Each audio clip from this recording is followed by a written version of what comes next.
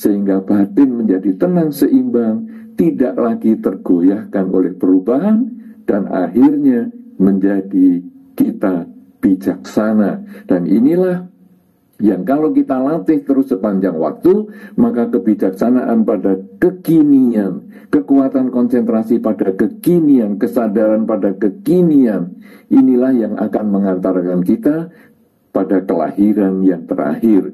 Sehingga kita ketika akhirnya kita selesai pada kehidupan ini, kita tidak lagi terlahir di alam manapun juga.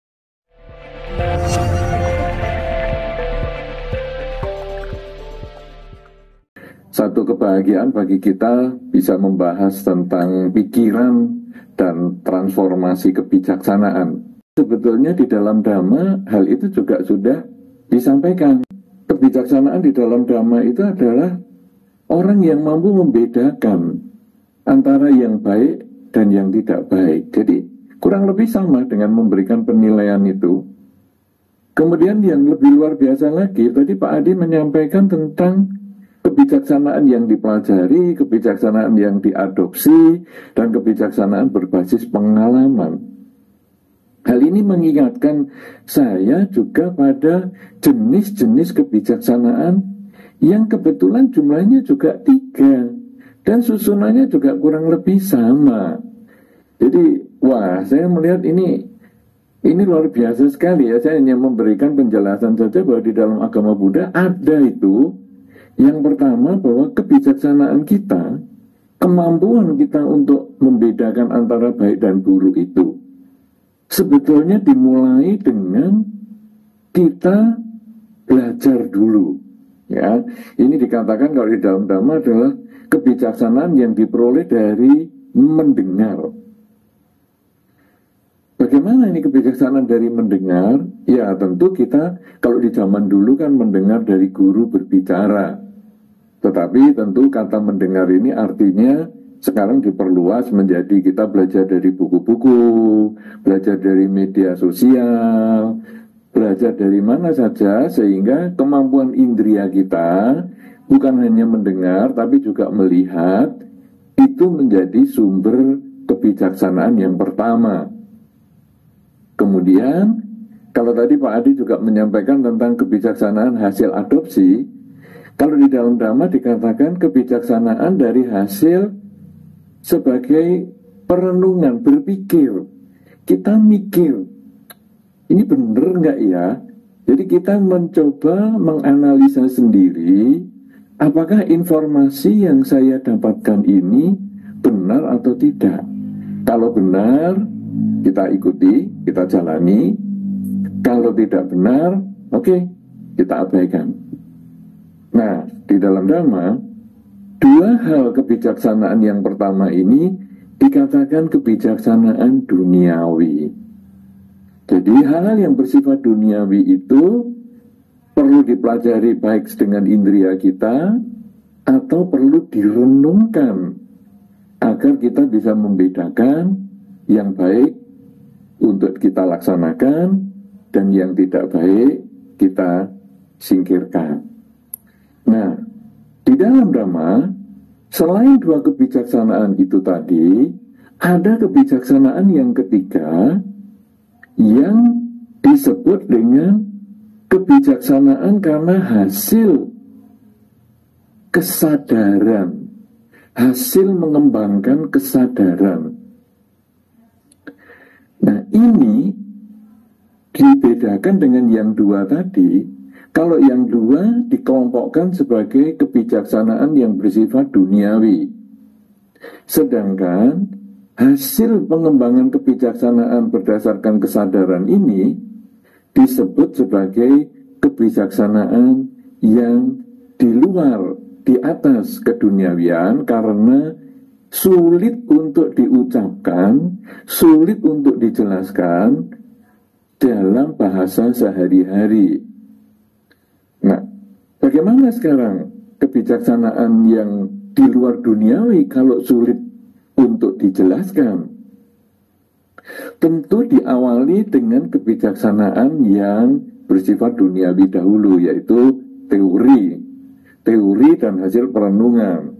Nah, kalau di dalam Dhamma disampaikan, teori yang pertama itu adalah bahwa kita perlu memiliki pengertian bahwa hidup ini adalah tidak kekal.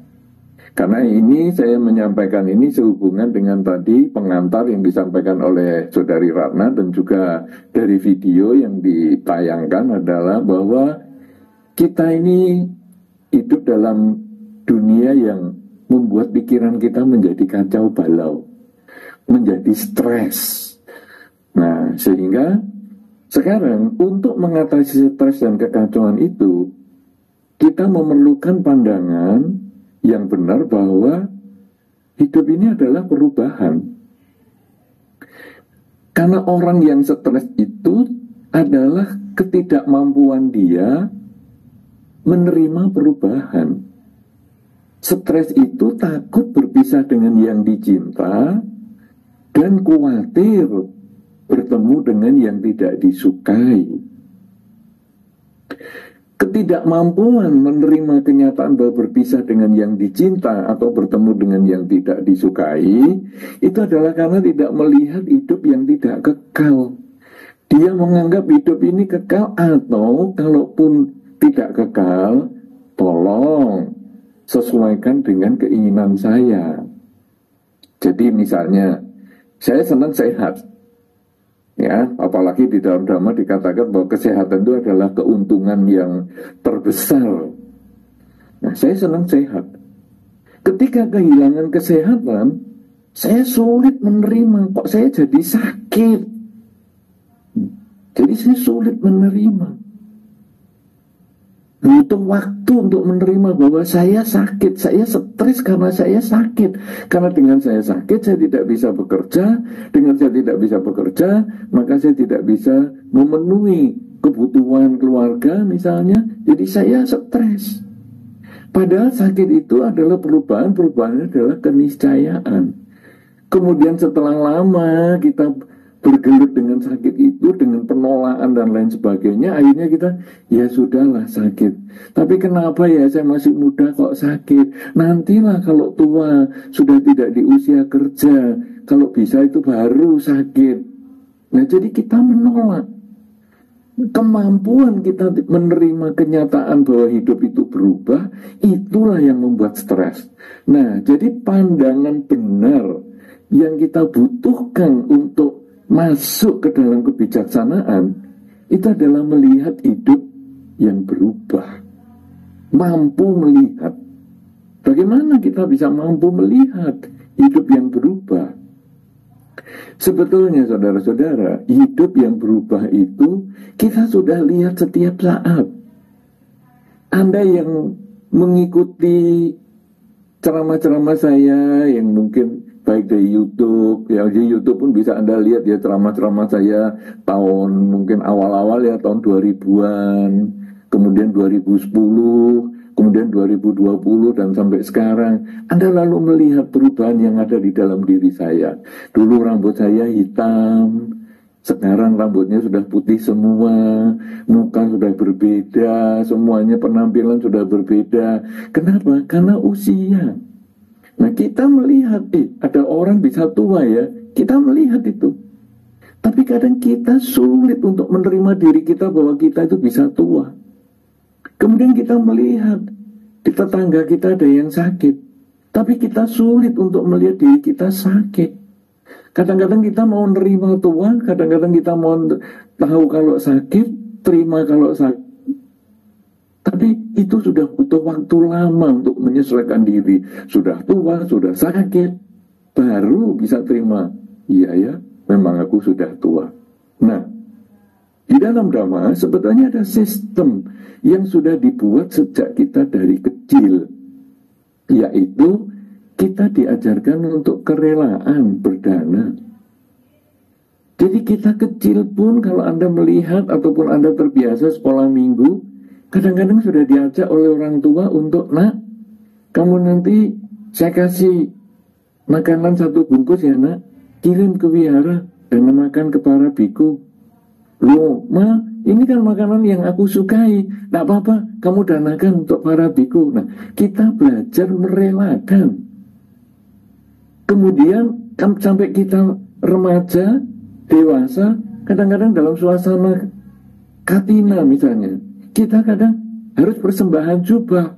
Waduh, persembahan kebutuhan pokok. Waduh, gimana ya? Nah, saya merelakan sedikit hasil pencarian saya, hasil kerja saya untuk berdana. Ini sebetulnya saya belajar kehilangan. Sehingga pada saat saya kemudian memahami bahwa, aduh, saya kok jadi kehilangan barang saya ya, sepeda motor saya hilang. Sudahlah, saya anggap seperti kalau saya berdana katina sekian lama. Saya anggap saya berdana wihara sekian lama. Jadi saya mulai bisa menerima kenyataan bahwa ketika saya kehilangan barang, saya kemudian saya bisa membandingkan dengan saya berdana katina atau berdana biara. Anggaplah saya berdana satu kuti lah yang saya pernah lakukan, dan akhirnya saya bisa lebih menerima perubahan.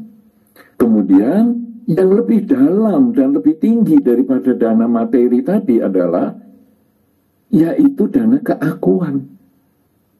Ketika saya disakiti orang, lalu saya kemudian merenungkan, ya, hilang sepeda motor saja saya bisa rela, saya berdana satu kuti saja untuk biara saya bisa rela, cuman disakiti gitu, nggak ada biayanya, gitu aja, nggak apa-apa. Nah, kemudian saya mulai bisa merelakan ketika saya disakiti. Dan kemudian ketika saya mengalami usia tua, saya pun lebih bisa menerima kenyataan. Ya, sepeda motor bisa rusak, masa badan saya nggak bisa rusak? Sepeda motor dari besi aja bisa rusak, apalagi saya yang cuma manusia dari darah dan daging. Ya bisa rusak lah, bisa sakit lah. Dan akhirnya saya bisa menerima rasa sakit saya. Ketika saya berpisah dengan yang dicinta, rasa sakit, saya berpisah dengan kesehatan, saya bertemu dengan kebencian, yaitu sakit itu sendiri. Usia tua, saya berpisah dengan usia muda, saya bertemu dengan yang tidak saya sukai, yaitu usia tua. Akhirnya saya bisa menerima perubahan itu karena dengan kerelaan. Dan kemudian, kalau ini adalah tadi masih kebijaksanaan yang duniawi, maka ini kemudian dibawa kepada kebijaksanaan yang non-duniawi, yaitu di atas duniawi, yaitu ketika kemudian kita menyadari bahwa sebetulnya usia tua itu terjadi karena saya membandingkan. Kekecewaan saya pada usia tua itu terjadi karena saya membandingkan masa lalu saya yang masih muda dengan saat ini. Dan saya khawatir, stres, cemas karena di masa yang akan datang, apakah saya masih mampu seperti hari ini? Perbandingan masa lalu, saat ini dan sekarang itu sebetulnya akan menimbulkan ketegangan, stres. Dan kalau kita kemudian berlatih konsentrasi, melatih menyadari saat ini sedang apa, yang tadi dikatakan oleh Pak Adis dengan meditasi. Meditasi itu kan kita menggunakan kesadaran. Saat ini saya sedang apa? Sedang duduk memperhatikan nafas saya masuk. Saat ini saya sedang duduk memperhatikan nafas saya keluar. Ketika saya memikirkan yang lain, saya kembalikan pada saat ini nafas masuk, saat ini nafas keluar. Sehingga akhirnya saya kemudian terbiasa berpikir saat ini saya sedang apa. Dan ketika perbandingan itu muncul, masa lalu, masa sekarang, dan masa depan, akhirnya saya kemudian memusatkan perhatian saya pada saat ini. Bahwa saya mensyukuri saat ini. Saat ini saya masih kuat, saat ini saya masih sehat. Saya tidak lagi menyesali yang sudah hilang.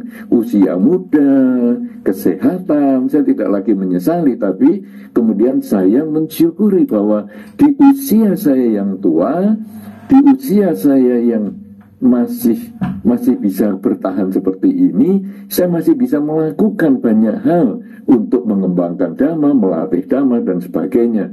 Dan kemudian semakin kita sadar setiap saat ini saya sedang apa, batin menjadi lebih tenang, kemudian akhirnya stres menjadi berkurang, dan seperti yang Pak Adi sampaikan, kebijaksanaan itu harus butuh latihan setiap waktu, setiap saat, sehingga semakin usia bertambah, diharapkan kita juga semakin bijaksana, karena kita semakin menyadari bahwa hidup adalah saat ini. Masa lalu hanyalah pengalaman untuk kita perbaiki kalau ada yang jelek, untuk kita tingkatkan di masa sekarang. Kalau ada yang baik di masa lalu, kita tingkatkan di masa sekarang. Sedangkan di masa depan menjadi tujuan. Kalau ada hal-hal yang mengkhawatirkan, kemudian kita perbaiki di masa sekarang. Sedangkan hal-hal yang membahagiakan, mulai kita persiapkan yang terbaik di masa sekarang. Sehingga saat ini adalah kesempatan untuk memperbaiki masa lalu dan membangun masa depan. Sehingga akhirnya kita tidak lagi mengalami stres, kita kemudian muncul kebijaksanaan, bahkan bukan hanya kebijaksanaan yang bersifat duniawi, yang bersifat teoritis maupun pengalaman, berdasarkan pengalaman dan perenungan sendiri, tetapi ini akhirnya berdasarkan pengalaman spiritual, perenungan, yaitu menyadari bahwa hidup adalah saat ini dengan kekuatan kesadaran konsentrasi, bahwa saat ini saya sedang apa, sehingga batin menjadi tenang seimbang, tidak lagi tergoyahkan oleh perubahan, dan akhirnya menjadi kita bijaksana. Dan inilah yang kalau kita latih terus sepanjang waktu, maka kebijaksanaan pada kekinian, kekuatan konsentrasi pada kekinian, kesadaran pada kekinian, inilah yang akan mengantarkan kita pada kelahiran yang terakhir. Sehingga kita ketika akhirnya kita selesai pada kehidupan ini, kita tidak lagi terlahir di alam manapun juga. Itulah yang disebut akhirnya kebijaksanaan ini menjadi kebijaksanaan yang di luar keduniawian, karena akhirnya membawa kita pada perlepasan atau kelepasan atau terbebasnya dari kelahiran kembali. Sedangkan dua kebijaksanaan yang awal yang disebut kebijaksanaan duniawi tadi masih akan membuat kita terlahir kembali di berbagai alam. Semoga kondisi ini, semoga hal yang kita sampaikan ini dapat menjadi pengantar untuk diskusi kita. Semoga memberikan manfaat dan memberikan kebahagiaan. Terima kasih. Silakan sahabat Dhamma untuk mengirimkan pertanyaannya melalui kolom komentar Zoom atau kolom komentar YouTube ya. Pertanyaan yang pertama ada dari Bapak Okto Susanto. Bagaimana cara kita dapat mempertahankan kebijaksanaan yang telah kita peroleh hasil dari perenungan dan pemahaman Dhamma dalam kehidupan saat ini? Apakah kebijaksanaan tersebut akan dapat tersimpan dan terbawa pada kelahiran kembali kita selanjutnya? Baik, jadi kalau tadi dikatakan, saya cocok ya dengan Pak Adi jawaban yang pertama, yaitu bagaimana mempertahankan kebijaksanaan di kehidupan ini. Ya tentu kita harus berlatih ya, kita bergaul, itu termasuk ya. Jadi karena kebijaksanaan ini bukan pengetahuan, kebijaksanaan ini adalah pengalaman. Nah kalau sekarang hanya pengetahuan saja, itu kebijaksanaan yang awal, yang tadi dari membaca, mendengar. Tapi sekarang kita sudah masuk pada pemahaman kebijaksanaan itu sebagai pengalaman pribadi, maka ini harus dilatih. Jadi kalau kita memahami hidup yang tidak kekal, kita bukan hanya, oh ya hidup nggak kekal, ada orang bisa tua, bisa sakit. Tapi kita sekarang mulai bergaul ke masyarakat, yaitu bisa nggak saya menghadapi kenyataan bahwa kadang saya tidak disukai sama orang, padahal saya sudah berbuat baik, tapi masih dicela sama orang. Bisa nggak saya menerima itu sebagai kenyataan? Nah, kalau akhirnya kita latih, kadang-kadang kok gagal ya, saya masih jengkel ini sampai seminggu misalnya, sudah berbuat baik saja masih diomelin orang. Tapi akhirnya kemudian kita ngerenungkan, ya normal lah, sudah berbuat baik saja diomeli orang. Nah, apalagi kalau nggak berbuat baik. Iya ya, kalau gitu aku harus terus berbuat baik. Nah akhirnya batin kita menjadi tenang. Dan akhirnya kebijaksanaan kita ini terus tumbuh bersamaan dengan usia kita. Nah kemudian kalau yang kedua tadi, Bagaimana ya mempertahankan sampai di kehidupan yang selanjutnya? Saudara-saudara, sebetulnya apa saja yang kita alami di kehidupan, satu kehidupan, itu akan terbawa di kehidupan selanjutnya. Oleh karena itu, kalau kita membaca riwayat Sang Buddha, sebelum beliau mencapai kesucian, beliau bisa ingat kehidupan-kehidupan yang sebelumnya. Ribuan kehidupan beliau ingat. Kemudian dari ribuan kehidupan itu, beliau lalu menyimpulkan bahwa oh, ternyata kelahiran kembali ini disebabkan karena kita tidak memahami hidup yang tidak kekal. Jadi, dari kata-kata yang ingat kehidupan-kehidupan sebelumnya, berarti seluruh segi kehidupan kita ini kita bisa ingat. Cuman, ingatan kita itu terinskripsi atau terkunci di dalam folder-folder ingatan kita, sehingga kita ini jadi nggak tahu, dulu saya pernah lahir jadi apa ya? Ini karena apa? Karena ingatan kita terkunci. Ada beberapa orang yang ingatannya tidak terkunci, ada folder-folder tertentu itu yang terbuka, dan itu akhirnya orang mengatakan, oh jenius ini. Ya, kita tentu barusan membaca ada salah satu calon wakil gubernur di salah satu provinsi itu yang umur 12 tahun sudah kuliah loh. Jadi SD saja hanya 3 tahun, SMP 3 tahun, kemudian SMA 3 tahun, enggak sampai 3 tahun malahan, akhirnya pokoknya umur 12 tahun dia kuliah. Itu nyata di Indonesia, salah satu calon wakil gubernur yang tidak kepilih. Nah, tapi artinya ini ada yang kebuka, kita ada yang belajar setengah mati sampai rambutnya ubanan pun nggak berhasil. Kemudian ada orang-orang yang dikatakan berbakat atau jenius itu, bisa bahasa 32 bahasa misalnya. Sebetulnya dari mana dia bisa belajar 32 bahasa padahal dalam satu kurun kehidupan yang pendek? Karena folder-folder bahasa di A, bahasa B, bahasa C itu terbuka. Sehingga akhirnya dia, oh bahasa ini gampang, bahasa ini gampang. Kita yang nggak kebuka foldernya, walaupun di kehidupan yang lampau itu pernah kita punya kemampuan berbahasa itu, nggak bisa-bisa ya. Nah, akhirnya kita harus belajar ulang. Bahkan 1 tambah 1 saja kita belajar ulang. Padahal mungkin di kehidupan-kehidupan sebelumnya kita sudah belajar, cuman foldernya tertutup. Nah, kalau kemudian kita bermeditasi dan kemudian kita terdukung oleh karma kita, ada kadang-kadang meditasi itu yang menembus folder-folder tertentu. Nah, itu yang kemudian ada orang mengatakan, di dalam meditasi kok aku bisa melihat kehidupan yang sebelumnya ya? Karena dia menembus ke folder itu. Orang lain belum tentu, karena kemampuan setiap orang tidak sama. Nah, sekarang balik pada pertanyaan, apakah kebijaksanaan itu bisa terbawa ke kehidupan sebelumnya? Atau kehidupan yang selanjutnya? Bukan hanya kebijaksanaan saja yang terbawa, seluruh pengetahuan, pengalaman di kehidupan sebelumnya itu terbawa. Hanya apakah kebijaksanaan itu bisa terbuka di kehidupan yang selanjutnya? Bisa kalau Anda bertekad.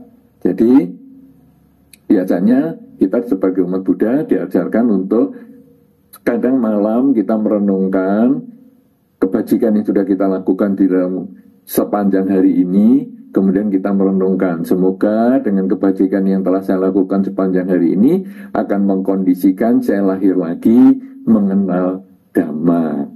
Nah, jadi ketika kita mengucapkan tekad semoga saya lahir lagi sebagai manusia yang mengenal Dhamma misalnya, maka ada kemungkinan kebijaksanaan yang sudah kita miliki di kehidupan ini akan terbawa, karena itu menjadi satu folder yang dekat untuk terbuka. Sehingga begitu kita lahir, kadang-kadang kita lalu lihat ada anak kecil yang bisa langsung hafal parita. Baru mendengar saja langsung dia bisa hafal. Kadang kita yang tua baca parita aja nggak hafal-hafal, dia kok denger langsung hafal. Karena dia sudah membawa kebijaksanaan dari kehidupan yang sebelumnya. Sehingga memang memungkinkan kebijaksanaan kita akan terbawa. Dan itu salah satunya adalah Pangeran Siddhartha yang membawa kebijaksanaan dari kehidupan sebelumnya, bahkan sejak beliau sebagai bodhisatwa awal-awal, dan akhirnya beliau mencapai kesucian di kehidupan ini. Ya, inilah yang mungkin sebagai jawaban. Terima kasih.